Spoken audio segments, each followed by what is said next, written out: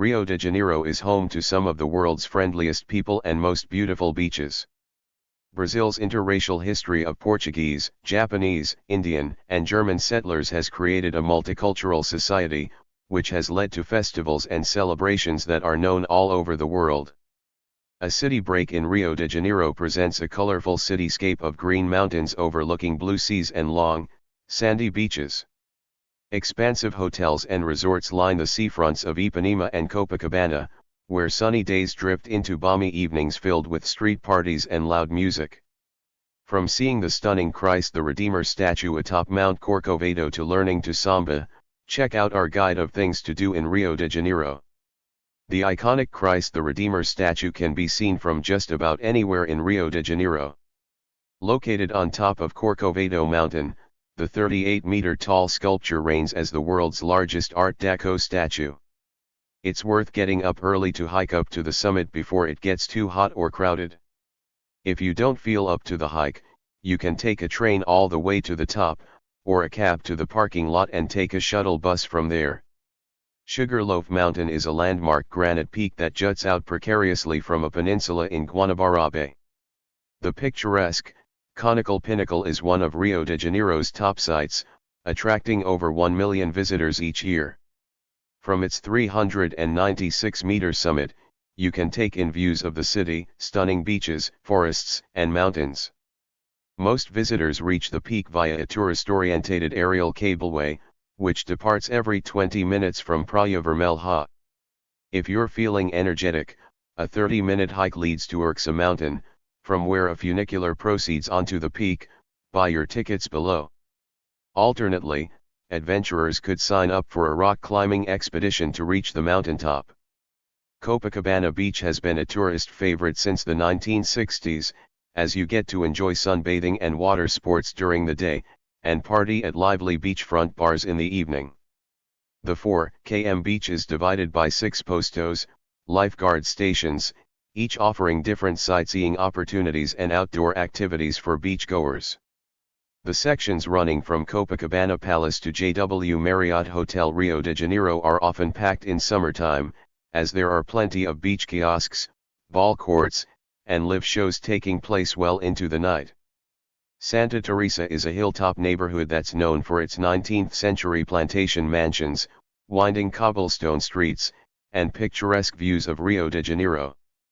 Many tourists get to this area from the city center on the Santa Teresa tram, a historic tramway system that's been operating since 1877. Explore the neighborhood on foot to see artistic landmarks such as the Escadaria Cilaron, a staircase decorated with hundreds of colorful mosaic tiles.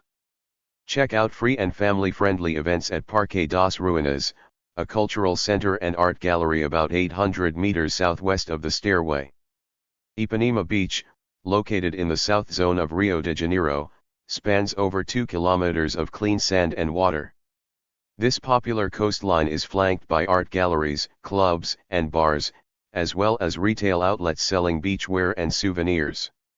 Like most beaches in Rio, postos divide Ipanema into several sections.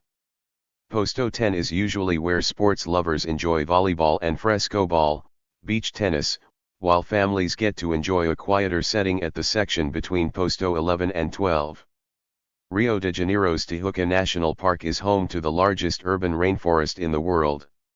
Located 45 minutes from Copacabana Beach, this lush 32 square kilometers expanse is a popular spot for nature-loving visitors and locals.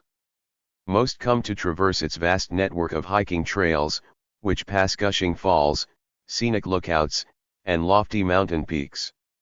Out of the 30-odd waterfalls cascading down these rugged hills, Cachoeiro do Horto is the pick of the bunch. Peak baggers could embark on a strenuous uphill journey to one, or all, of the park's 3 famous mountains, Pico de Tijuca, Pedra Bonita, Pedra de Gavia. Overlooking the verdant, biodiverse expanse sits Rio's most recognizable landmark, Christ the Redeemer. Feira Hippie de Ipanema features over 500 stalls selling, well, basically everything.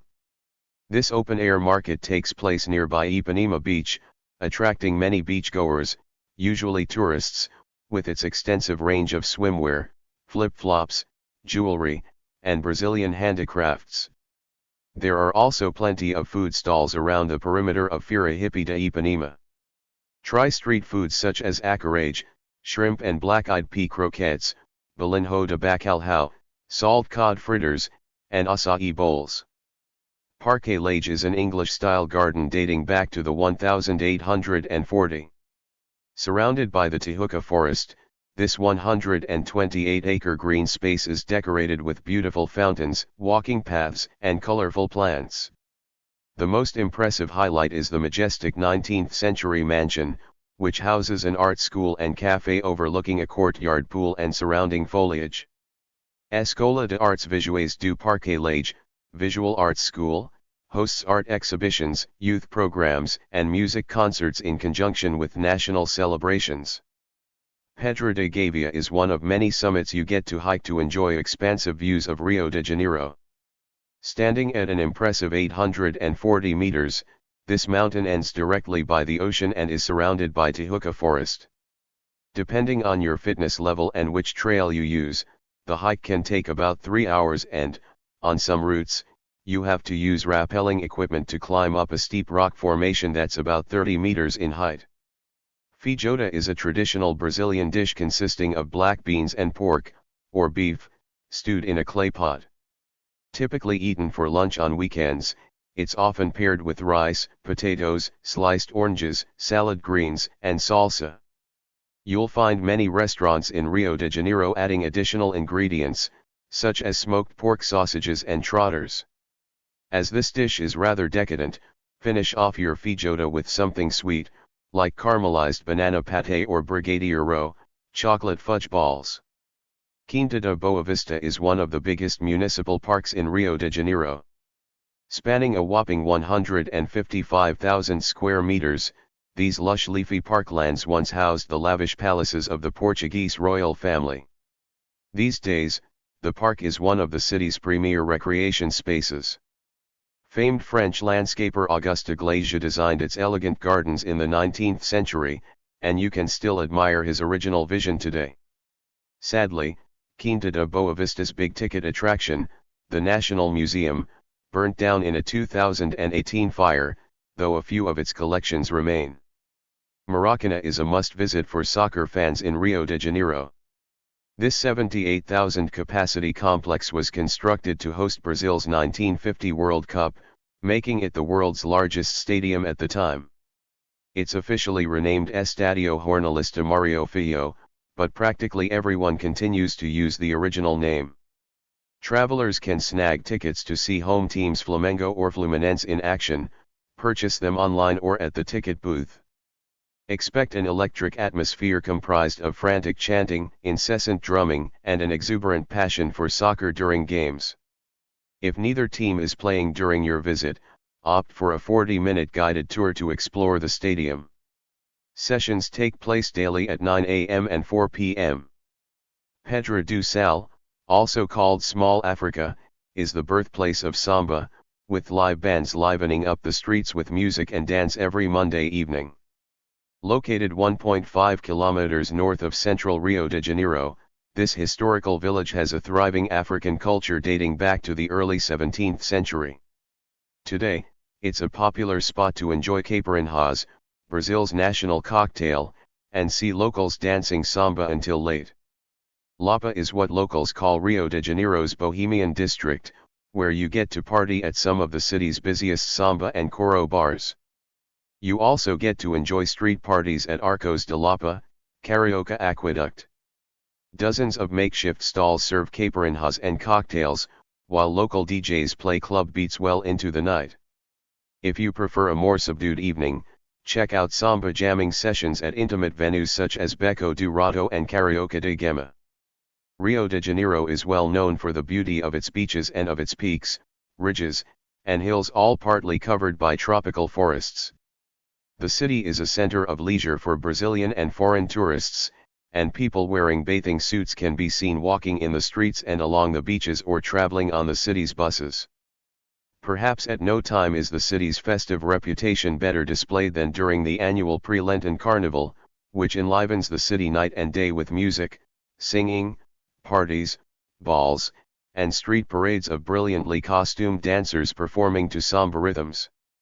Rio is also an important economic center, however, with activities ranging from industry and national and international trade to administration, banking, education, culture, and research. The city's economic and social prominence grew in the 18th century after it became the main trade center for the gold and diamond mining areas of nearby Minas Gerais. Later, its status as a national capital and as the royal residence of the Portuguese monarch influenced Rio's continued growth and helped it acquire a cosmopolitan atmosphere and a national character, free of regional conflict. After the city was relegated to being a state capital in the mid-20th century, however, a new regional consciousness began to develop. While São Paulo became entrenched as Brazil's economic heartland and Brasilia strengthened its position as the political hub, residents of Rio increasingly prided themselves on being the country's cultural center and Brazil's most salient symbol to the rest of the world. Rio de Janeiro lies on a strip of Brazil's Atlantic coast, close to the Tropic of Capricorn, where the shoreline is oriented east-west. The city largely faces south. It was founded on an inlet of this stretch of the coast, Guanabara Bay, Baía de Guanabara, the entrance to which is marked by a point of land called Sugar Loaf, Pão de Açúcar, a calling card of the city. The center, Centro, the core of Rio, lies on the plains of the western shore of Guanabara Bay. The greater portion of the city, commonly referred to as the North Zone, Zona Norte, extends to the northwest on plains composed of marine and continental sediments and on hills and several rocky mountains. The South Zone, Zona Sul, of the city, reaching the beaches fringing the open sea, is cut off from the center and from the North Zone by coastal mountains. These mountains and hills are offshoots of the Serra do Mar to the northwest, an ancient gneiss granite mountain chain that forms the southern slopes of the Brazilian highlands. The large West Zone, Zona Oeste, long cut off by the mountainous terrain, had been made accessible by new roads and tunnels by the end of the 20th century. Thank you for watching this video.